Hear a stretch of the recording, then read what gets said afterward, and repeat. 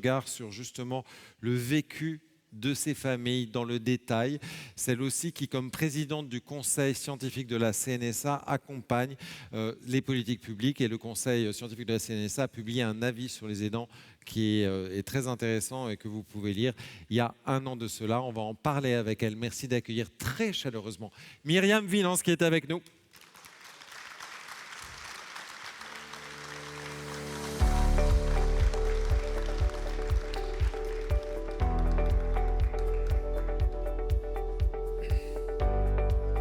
C'est bien, mais ils nous ont laissé un peu. Il y a plein de micros. C'est voilà. Oh là là. Je vous laisse ce micro, Myriam, et puis on va prendre un peu de temps pour discuter. Puis moi, je prends un peu d'eau aussi parce que les prix GMF, ça donne soif. Merci d'être avec nous et de nous offrir donc votre regard, de nous offrir vos analyses pour conclure cette journée. On reviendra sur cet avis du Conseil scientifique et sur la place des familles aujourd'hui dans ces politiques et dans ces orientations de transition inclusive, ça sera important. Mais on va aussi regarder le vécu des familles, parce que ce vécu des familles, vous l'avez observé, et observé dans le cadre d'une grande recherche participative qui s'appelle Polyordinaire, que vous avez menée en vous intéressant à des familles de parents, d'enfants et de personnes polyhandicapées, en regardant véritablement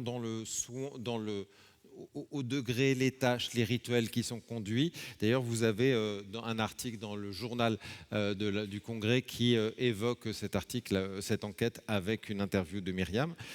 Mais avant, d'un mot, vous avez assisté à l'ensemble de la journée. Qu'est-ce qui vous a étonné? Qu'est-ce qui vous a le plus marqué de tout ce qui a pu être échangé? Alors, un mot, c'est rude. Allez, 12. 12. Alors, mais je vais relever le défi du un mot. Et s'il y avait un mot à choisir, alors peut-être il va vous étonner ou peut-être il va vous décevoir. Je vais le reprendre dans une des interventions, c'est tricoter en fait, qui est un mot qui a été prononcé par, je crois que c'était Marie Moreau, donc là dans l'après-midi. Alors pourquoi ce terme? C'est parce que je trouve qui permet en fait de rendre compte des différentes dimensions du rôle des familles. Alors, dans le champ du handicap. Alors, différentes dimensions. Première dimension, c'est justement la dimension historique, hein, donc l'histoire longue. Monsieur Gâteau l'a rappelé ce matin, l'UNAPI est une association qui date, qui a eu derrière elle une longue histoire. Et à travers cette longue histoire, en fait, cette place des familles, elle n'était pas gagnée. Dans les années 50, cette place des familles dans la fabrique des politiques publiques, mais aussi dans l'accompagnement des personnes, n'était absolument pas gagnée. Et l'UNAPI a dû tricoter, en fait, tout au long de son histoire, des mailles. On parle beaucoup aujourd'hui de maillage, mais ce tricotage, il s'est fait tout au long de l'histoire pour justement gagner cette place à différents niveaux et notamment dans la fabrique des politiques publiques. Alors, Monsieur Gâteau, vous l'avez rappelé également, cette place aujourd'hui, elle est fragilisée. Alors, elle est fragilisée parce que les relations au pouvoir public ont changé. Elle est fragilisée, et ça, c'est peut-être quelque chose qui n'a pas été abordé aujourd'hui, mais elle est fragilisée aussi, je pense, parce que le paysage associatif lui-même a quand même beaucoup changé par rapport aux années 50, avec l'émergence depuis une dizaine d'années d'associations de personnes handicapées, représentantes donc d'elles-mêmes, et qui se situent dans des approches peut-être un petit peu différentes. Et je pense que là, il y a un challenge pour l'UNAPI, mais pas que, c'est vrai pour d'autres associations classiques, à tricoter peut-être de nouvelles relations avec ces associations. Alors, c'est un terme aussi qui permet de rendre compte du travail qui est fait localement par tous les acteurs locaux qui, là aussi, tricotent le maillage. D'ailleurs, c'est dans ce sens-là que Marie Moreau l'avait utilisé. Et puis, c'est un terme aussi, je trouve, qui permet de rendre compte, là, du travail au quotidien des parents qui, là aussi, tricotent finalement les accompagnements, qui bricolent, qui les inventent, justement pour arriver à trouver le meilleur accompagnement pour leur enfant. Et ça, ce tricotage, terme bien choisi et pour la journée, mais terme bien choisi aussi en rapport au travail que vous avez pu conduire. Et on va parler d'abord de cette enquête. Et d'ailleurs, on a le visuel, et je voudrais qu'on reste un peu dessus parce que c'est une très belle image en plus que vous avez fait, qui est la couverture un peu de cette enquête polyordinaire. Enquête qui s'est intéressée au vécu des familles, je le disais, dans le champ du polyhandicap, et avec recherche au long cours menée sur 5 ans, une trentaine de familles qui accompagnent un ou une enfant en situation de handicap, et vous êtes allé les regarder à une observation spatiale, une observation matérielle des familles, des entretiens poussés aussi, recherche participative, puisqu'il y a eu un comité de pilotage avec des parents, avec des professionnels, avec les chercheurs impliqués, avec un enjeu, et vous le dites, je reprends une phrase qui est une phrase du journal, hein, comment faire la production d'ordinaire dans l'extraordinaire. Et là, ça dit beaucoup de choses, de ce qu'a été l'ambition et de ce qu'a été le résultat aussi de cette enquête-là, c'est-à-dire visibiliser ces tâches, visibiliser ces routines qui émaillent la vie des proches. Vous décrivez avec précision, vous décrivez avec attention, avec aussi vraiment... je dirais presque, oui, une attention, considération. Ces différents temps de l'ordinaire qui sont invisibilisés, dont on parle depuis ce matin. Et c'est important de revenir dessus, de prendre le temps de s'arrêter, le temps des soins, le temps de recueillir l'expression des personnes, le temps de faire la médiation avec l'entourage, le temps parfois de s'occuper de soi aussi. Vous avez vraiment bougé la focale, non pas sur les dispositifs qui existent autour, mais sur ces temps de vie et sur la réalité de ces tâches que vous avez regardé, que vous avez décrit, que vous avez énuméré un petit peu. Comment avez-vous fait le constat de ces tâches, et quelles tensions, en les décrivant, ça a pu aussi créer avec certaines familles, notamment présentes dans le COPIL? Alors, d'abord un petit mot sur la manière dont on a procédé. Effectivement, alors ça va faire écho aussi à ce que c'est les mêmes méthodologies qui ont été utilisées par Jean-Sébastien Edelman, mais on a fait un pas de côté.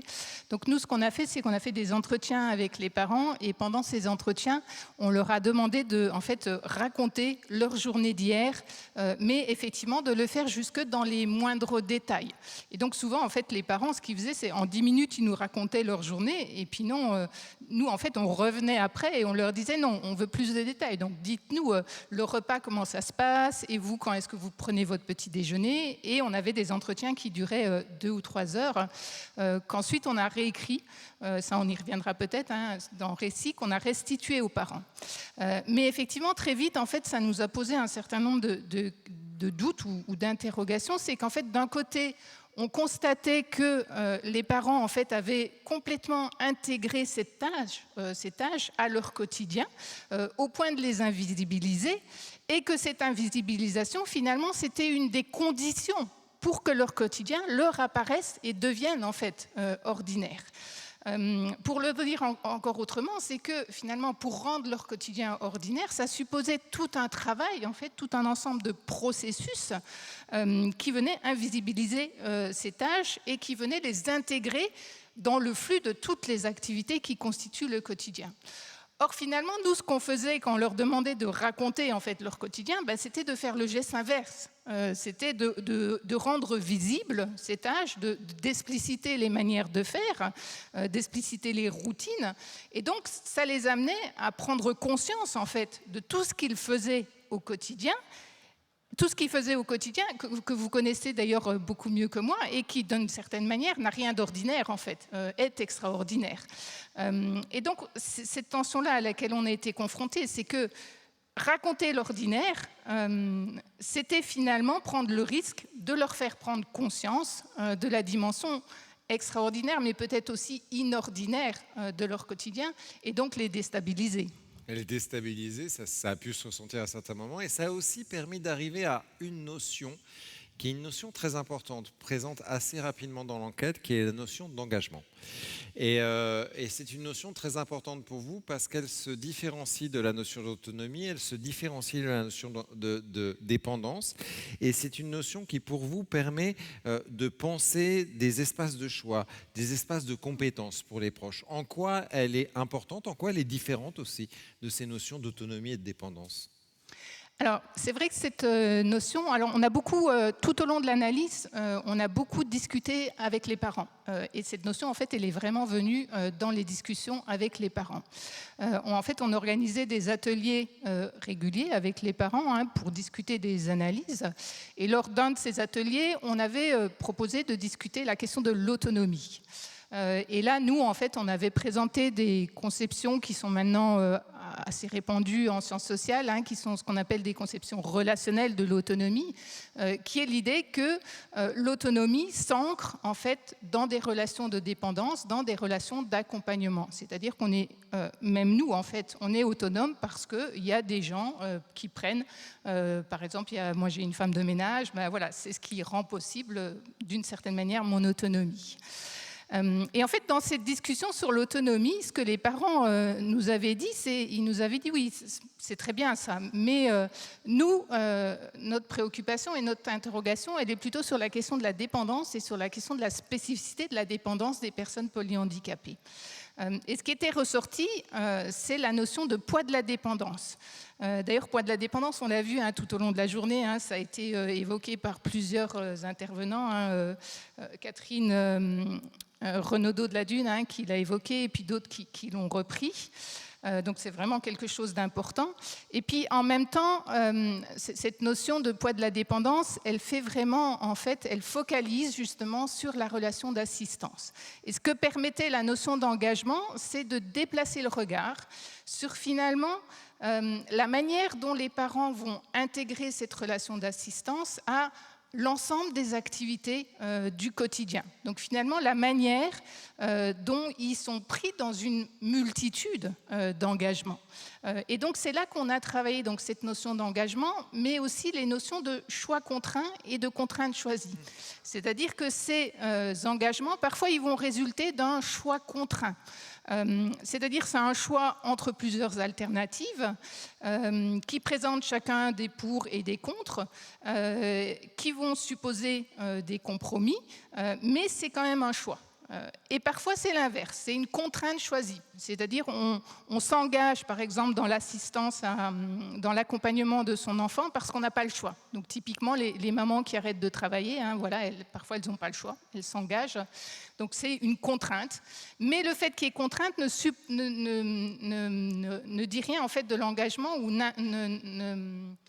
n'interdit pas en fait l'engagement. Il y a des moments après, certes elles sont contraintes, mais après elles vont s'engager. Et donc cette idée de contrainte choisie, parce que c'est une contrainte, mais il y a quand même un engagement de la part de la maman, qui par ailleurs va gérer quand même un certain nombre d'engagements. Et cette notion, elle a quand même été... les parents l'ont trouvée intéressante, justement parce qu'elle permettait cet élargissement. Et elle permet aussi le fait d'accepter d'être celui et celle qui accepte ou refuse l'engagement aussi. Oui. Tandis que la dépendance, on l'accepte et on n'a pas d'autres possibilités. Donc ça redonne aussi des marges et des espaces de choix là-dessus. Alors, je voudrais changer un peu de casquette et passer de la chercheuse à la présidente du conseil scientifique de la CNSA, parce que ces travaux-là, ils sont très intéressants, parce qu'on dit souvent « Ah, l'aidant, il fait plein de choses, mais on ne sait pas très bien, donc on va lui proposer des dispositifs qui correspondent vraiment ou pas vraiment à ce qu'on a vu dans les exemples sur le prix, à ce que sont ses besoins. » Or là, il y a vraiment un diagnostic très précis des tâches qui est étayé. D'autres chercheurs, je crois, travaillent un peu sur ce même type d'approche, et ça peut donner des outils, ça peut donner des grilles aux politiques publiques pour aider quand il le faut et laisser faire aussi quand il le faut, ce que souvent les dispositifs ont du mal à faire. Dans quelle mesure la recherche et les chercheurs ont aujourd'hui, dans ce type de démarche-là, les moyens, la mission, d'une certaine manière presque, à pouvoir étayer ces tâches et donner des grilles qui permettent d'aider au mieux et au plus précis les proches? Alors, cette question des outils, elle est vraiment essentielle parce que je pense que c'est le trait d'union aussi entre la recherche et le monde des politiques publiques, pour le dire brièvement. En même temps, c'est vrai qu'elle n'est pas facile parce que les sciences sociales, elles analysent l'expérience, le quotidien. On va décrire en fait un certain nombre de tâches, c'est ce que vous avez dit, et puis après on va pouvoir le traduire en grille. Mais ça, finalement, je dirais, les politiques publiques le font assez bien. Là, voilà, il y a différents types de grilles qui existent hein, pour décrire cette tâche, ces actes. Hein, Séraphin, c'est une tarification à l'acte, hein, donc on décrit des actes. Mais en fait, décrire des actes, ça ne suffit pas en fait pour avoir un accompagnement de qualité. Hein, et là aussi, je pense que vous le savez mieux que moi. Et en fait, je pense que c'est là aussi où nos travaux sont essentiels, parce qu'ils montrent en fait que ce qui est important, c'est pas seulement l'acte, c'est aussi la manière de faire. Donc c'est pas seulement en fait le repas donné à manger. Ce qui est important, et là le polyhandicap le montre vraiment, hein, c'est la manière de donner à manger. Et là on touche plutôt au savoir-faire. Et en fait c'est là qu'il faut arriver, et c'est là où je pense les sciences sociales ont un rôle à jouer, à penser alors des outils, mais qui ne sont peut-être pas forcément des outils, qui sont plutôt des dispositifs pour arriver à outiller ou équiper ou mieux permettre la formalisation de ces savoir-faire, leur transfert aux professionnels ou des professionnels aux parents, etc. Et là, c'est peut-être repenser des outils peut-être assez simples. Hein. Je pense à un outil comme le cahier de liaison, hein, qui est parfois souvent justement utilisé de manière trop descriptive. Je trouve qu'aujourd'hui, en fait, des dispositifs qui permettent ce transfert, on en a vu beaucoup. Hein. Il y avait les ateliers organisés par... C'était Sodexo. Oui, voilà. Donc, mais qui était entre parents. En fait, je me dis, mais on pourrait imaginer le même type d'atelier en fait avec des professionnels où là, il s'agirait de s'échanger vraiment des manières de faire. J'ai aussi trouvé extraordinaire la Nutritech, mais là aussi, en fait, on se dit, il faut aller un pas plus loin parce que Nutritech, ça reste encore beaucoup sur des techniques. Et là, il faudrait arriver à penser encore un peu plus loin. Vraiment, cette question des savoir-faire, en fait. Je voudrais aller plus loin aussi dans la manière dont ça peut parler et accompagner les politiques publiques, ce type d'approche-là, et dont elles peuvent, elles, mieux considérer de manière plus large la place, le rôle des familles. Vous dites dans l'étude aussi, les familles, dans la pratique, dans le quotidien, elles ont tout de même des ressources. Et ces ressources, ce sont les institutions et ce sont les établissements avec lesquels il y a des liens qui se font. Et vous donnez des exemples, la communication alternative en est un et les pratiques autour de ça et d'autres exemples qui montrent qu'il y a des liens qui se font entre le besoin du parent et ce qu'est la ressource de l'institution ou de l'établissement. Comment est-ce que vous entendez dans ce cadre-là les inquiétudes qui s'expriment et qui se sont exprimées aujourd'hui sur la place des familles dans cette fameuse transition inclusive ?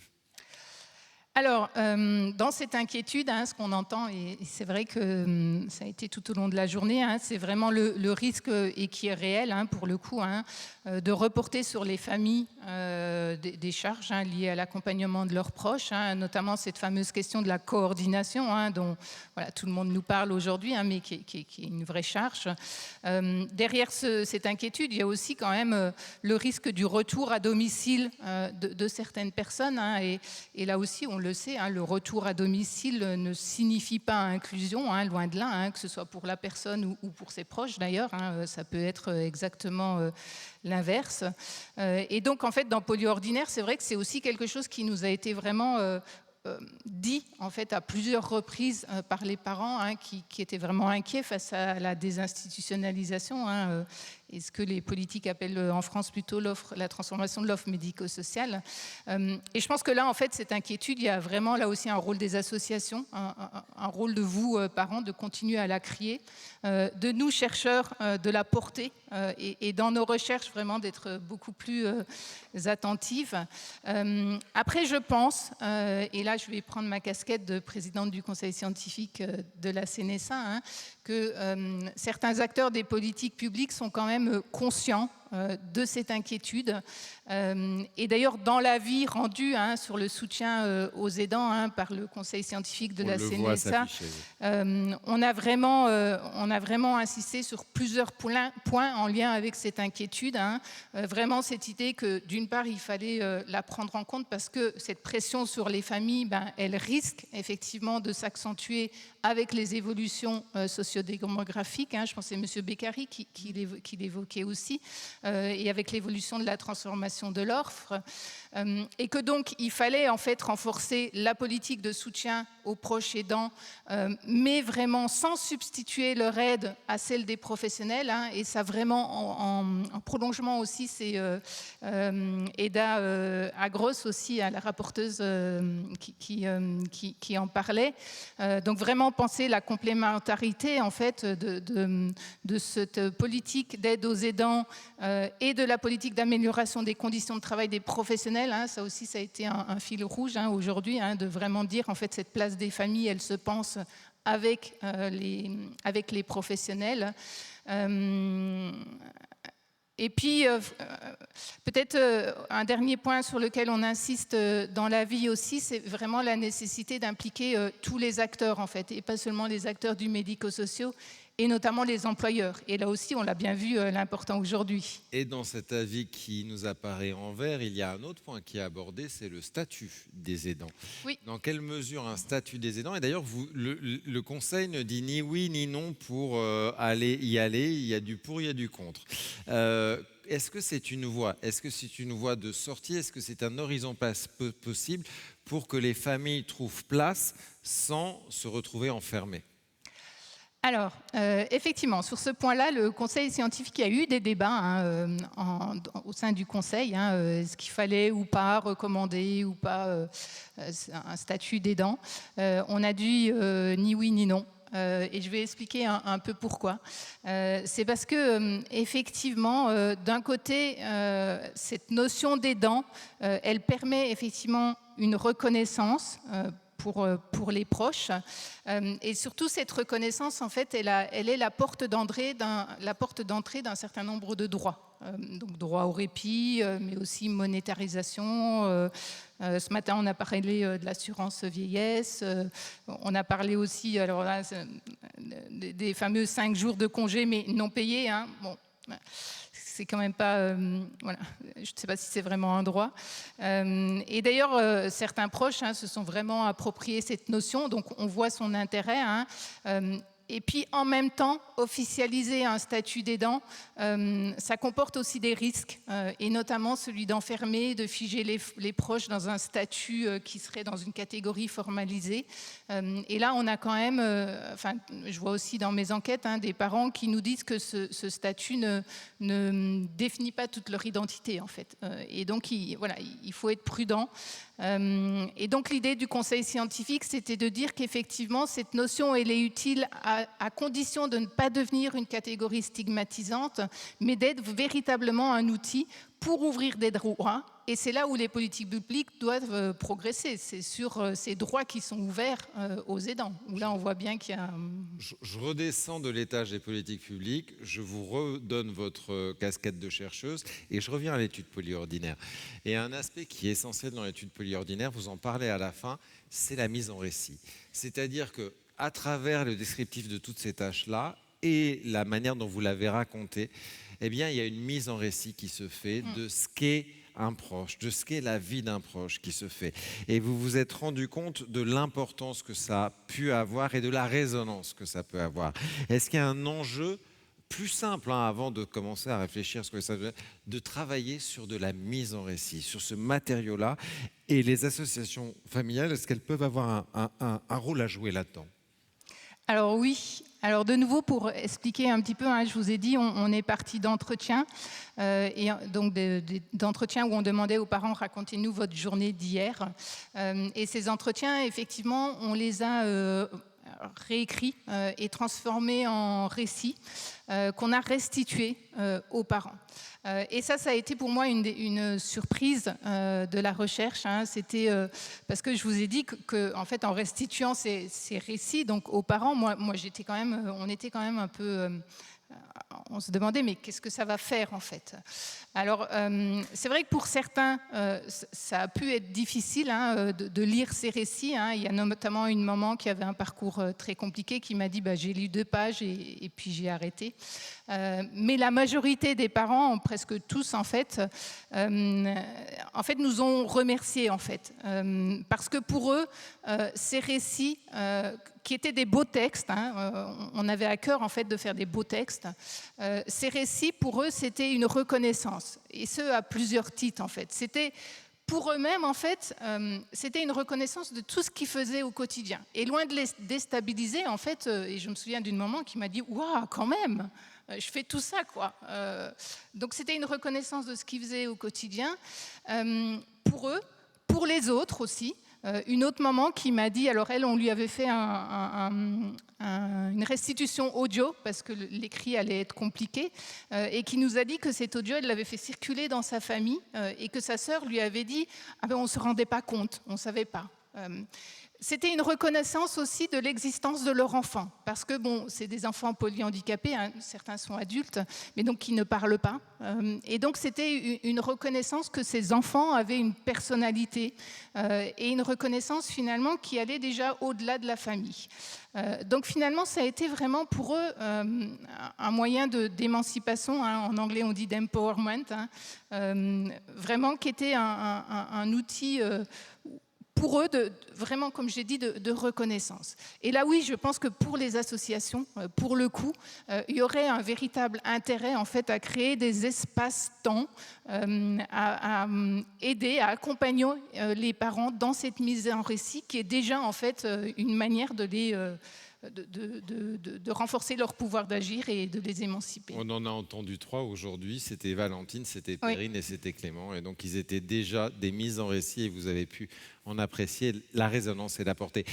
On a 7 minutes, si on peut allumer les lumières et si vous avez 2-3 questions rapides à notre grand témoin Myriam, avec joie, avec bonheur. Est-ce qu'il y a des réactions, des questions à tout ce que vient de nous apporter et nous porter Myriam? Il peut ne pas y en avoir aussi. Tout ça peut être un peu accompagné. Pas de questions, pas de... Ah, 2, si. Voilà. Bonjour. Bonjour. Je m'appelle Florence Parois et je viens de Loire-Atlantique. Voilà, à Dapella de Nantes. Ce n'est pas une question, c'était juste une réaction, madame. Merci beaucoup sur ce que vous nous avez présenté. Et je réagis simplement sur cette dernière partie de récit. Vous dire que c'est ce que j'ai fait. Voilà, moi, je suis maman, évidemment, d'un jeune homme qui a un handicap sévère, non-verbal. Pas polyhandicap, mais en tout cas, dont la dépendance est totale dans tous les gestes de la vie quotidienne. Et donc, vous dire que j'ai fait ce récit, écrit 6 pages, la première fois qu'une personne est venue chez moi pour du relayage, vous savez, du répit, parce que c'était la seule façon que j'avais trouvée, au-delà des 2 heures de préparation que j'avais eues en amont avec cette merveilleuse professionnelle, de pouvoir expliquer en détail pour que tout se passe bien. Voilà, donc c'est une très bonne idée en tout cas de nous dire que nous devons outiller ces familles, enfin nous familles, face à, comment dire, aussi le temps réduit que nous avons pour vraiment être en confiance sur ces moments-là. Merci.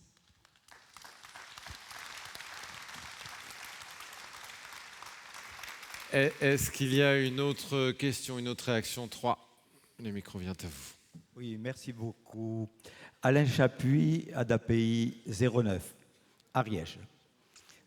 Merci beaucoup de l'intervention précédente qui permet de pointer du doigt le rôle important de la famille et d'y ajouter un mot.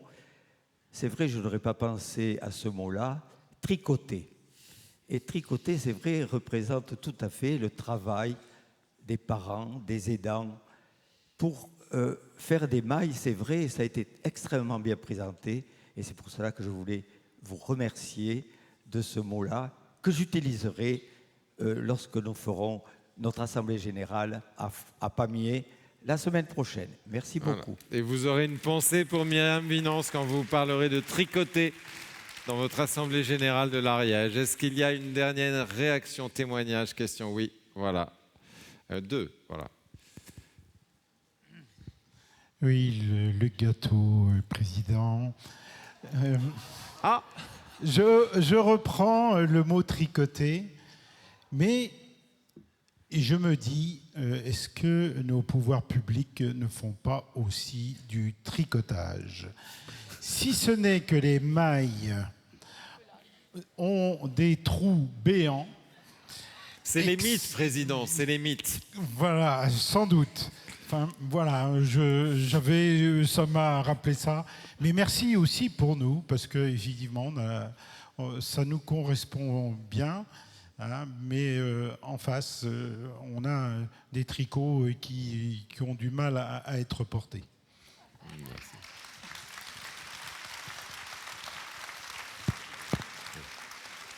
Alors, on pourrait continuer sur la métaphore, hein, tricoter, détricoter. Je pense que tout à l'heure, vous avez aussi utilisé accro. Quand il y a un accro, on raccommode. Et d'ailleurs, dans Polyordinaire, il y a une maman qui disait, en fait, une des choses que Polyordinaire, en faisant ce récit, a montré pour moi, c'est que je passe des heures à raccommoder. Parce que mon gamin, c'était un syndrome d'Angelman. Et en fait, il passait, lui, des heures à détricoter ses vêtements. Dernière réaction, question 1, voilà. Bon, bonjour. Je m'appelle Monsieur Magnier, administrateur de l'ATAPI 63. Donc, moi, je suis un ancien ouvrier ESAT. Donc, ma sœur Karine, elle nous aide comme aidante familiale, vu que on a eu... Donc j'ai appelé de l'aide envers ma sœur. Donc heureusement que ma petite sœur elle est là pour nous aider.